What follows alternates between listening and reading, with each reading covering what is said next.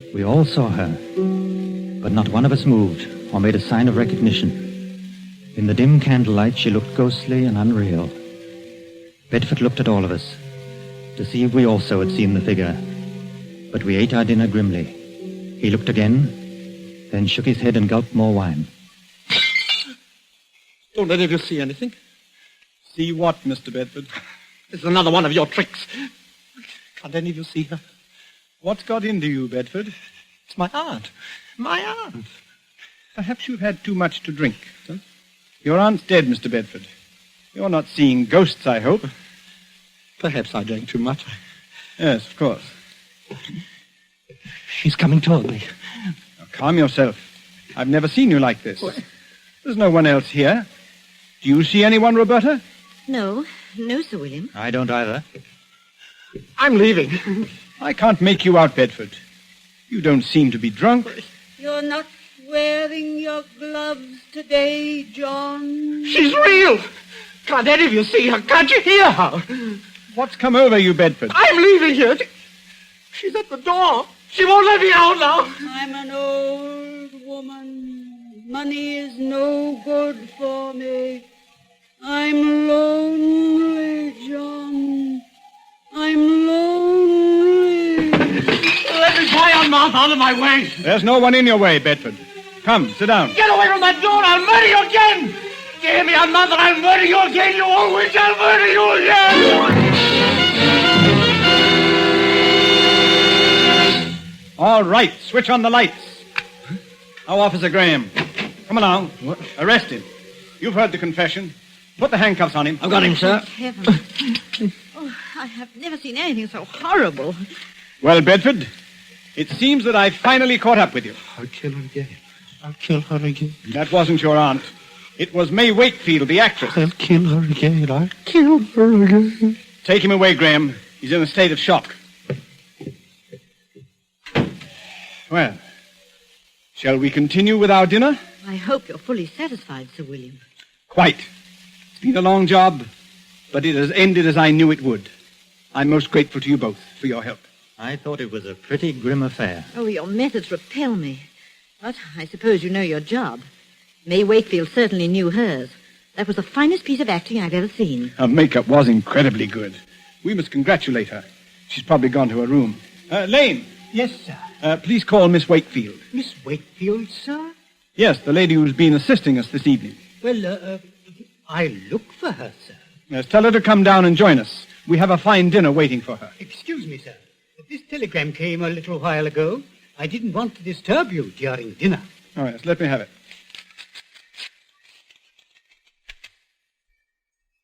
Good heavens. Sir William, what's wrong? I'll read it to you. Severe influenza makes it impossible for me to leave my bed tonight. Will tomorrow night do? Signed, May Wakefield. Lord help us. If it wasn't May Wakefield, then who was that figure here tonight? There was no answer. I looked at Sir William, staring at the telegram. His face was grey and stony. On his left temple, a crooked blue vein stood out. It twitched once or twice, and then was motionless. He looked as though he'd seen a ghost.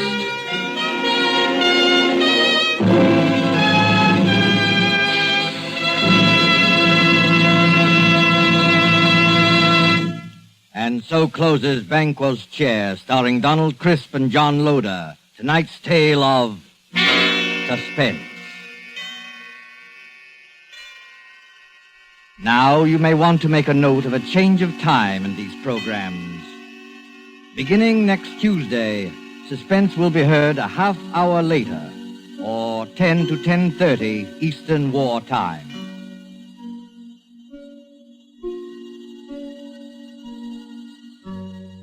This is your narrator, the Man in Black, who conveys to you Columbia's invitation to spend this half hour in suspense with us at our new time next Tuesday, when Vincent Price, Ona Munson, and Osa Masson will star in the suspense play 5 Canaries in the Room.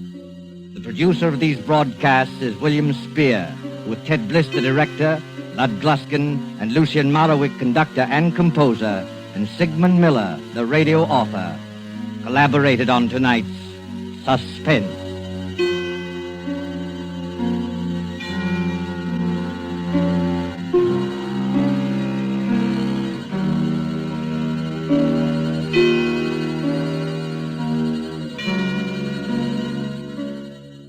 This is CBS, Columbia Broadcasting System.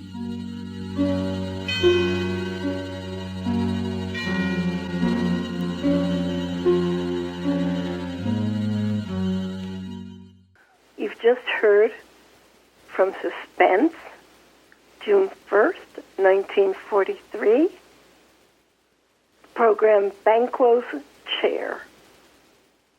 Hope you enjoyed it as much as I do. Stay tuned. Don't leave because you may win a prize. Our next show is from Fibber McGee and Molly. Fibber McGee and Molly started in 1935.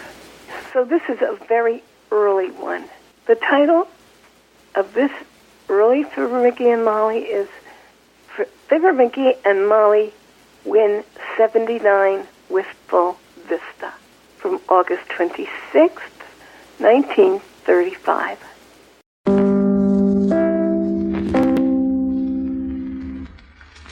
This is WENR, the voice of service in Chicago. At this time, WENR leaves the air in favor of WLS. Good evening, everyone. You are now listening to WLS, the voice of Prairie Farmer, America's oldest farm paper, Chicago.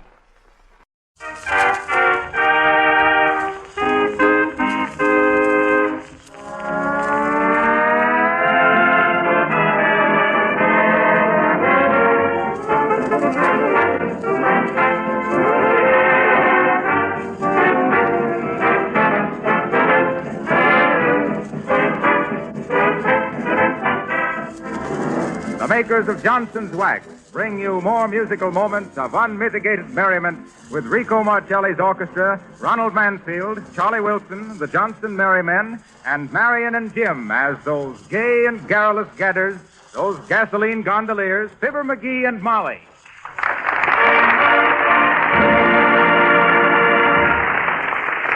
Marcelli and his men leave their broadcasting for forecasting, and they find it's going to get hotter with shifting woodwinds and a rain of rhythm in The Weatherman. Wrap it up, Rico.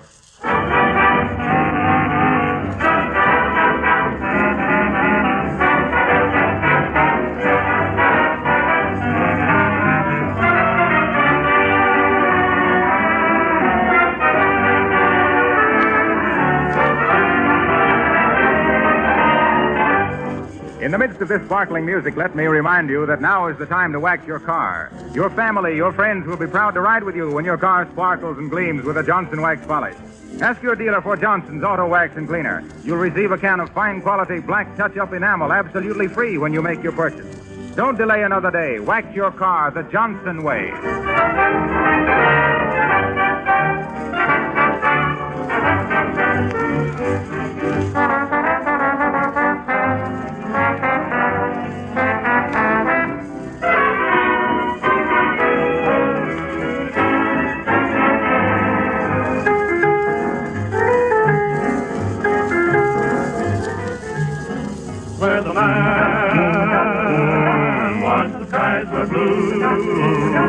Now he stays cold and gray. Won't you push the clouds away? I can't endure the temperature. Weatherman, I depend on you. In my heart there's a skill where there used to be a thrill. I need my gal, you weatherman. The winds are blowing, I shake and shiver. My thoughts are going down to the river. The night is stormy, do something for me. You know my share of the weather is long overdue. Weatherman, see what you can do. Take the sun, make it shine. Find my gal and make her mine. Or change your plan. You know you can. You weatherman.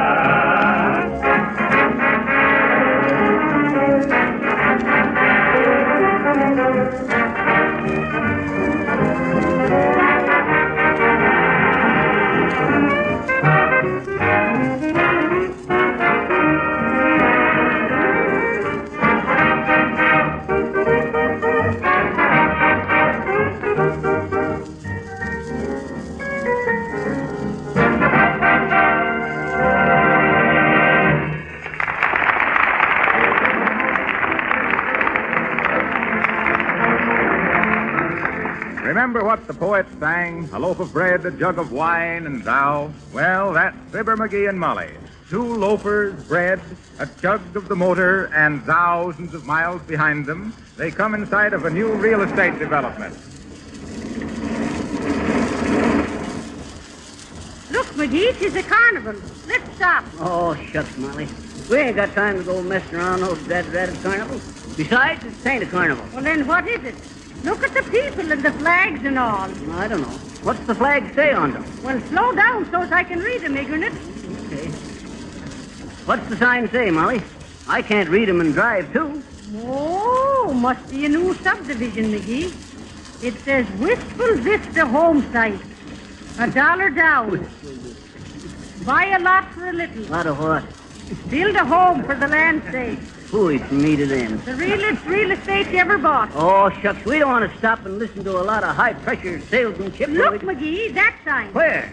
Barbecue sandwiches and coffee free. Gotta get them brakes thick. You needn't have stopped so sudden. You near broke me neck. I know. I just happened to think. Every American citizen ought to be interested in the home building, Molly. It's the backbone of our... Go on with you, McGee. It's your wishbone you're talking about. You're wishing for a free sandwich. Oh, shucks, Molly. Hello. There's one hello too many, mister. There's only two of us. So I see. Yes, so I see. Two is the very type of citizen we want to see settle down on a little nest on this beautiful development, folks. Here's where you get a lot for a little. A home for half and contentment on every dotted line. Yes, sir, folks. What is this place now? This place, madam? Why, this is none other than that beautiful landscape, Hagelmeyer's Wistful Vista subdivision. Wired for light, piped for gas, paved for pavement, ditched for sewers, and for only the small sum of... where do you get them free sandwiches, brother? And coffee.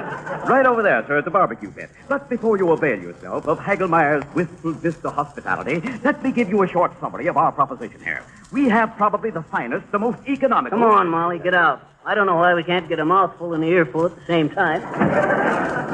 Where'd you say this here free barbecue pit was, brother? Well, I must inform you that that word free is conditional. And what do you mean conditional? Free is free. Oh, yes, indeed. Free without the slightest reservations to those who hold tickets for the grand drawing. Grand what? What you mean, tickets for the grand drawing? Do you mean to say that you've come within 10,000 miles of Hagelmeyer's Wistful Vista without learning from every man, woman, and child the sensational details of our sales stimulant? Oh, sure. Why, sir and madam, here is opportunity itself knocking, nay, thundering at your door. That's all I want is opportunity to sink my teeth into a barbecue. For the paltry sum of only $2, sir.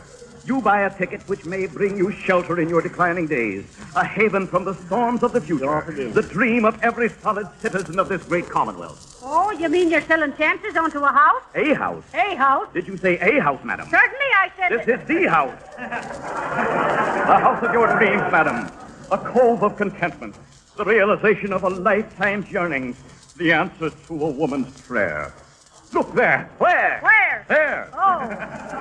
Direct your gaze at that fine covered cottage.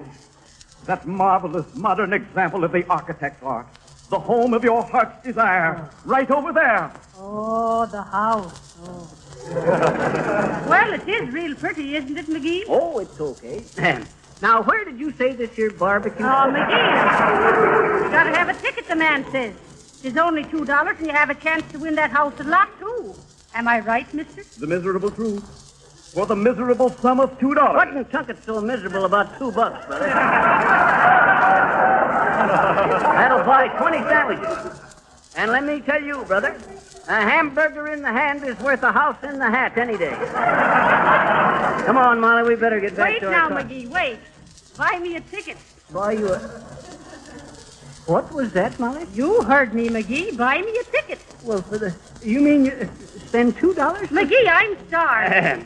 Say, brother, how many sandwiches are you entitled to when you got a ticket? Oh, there's no limit, sir.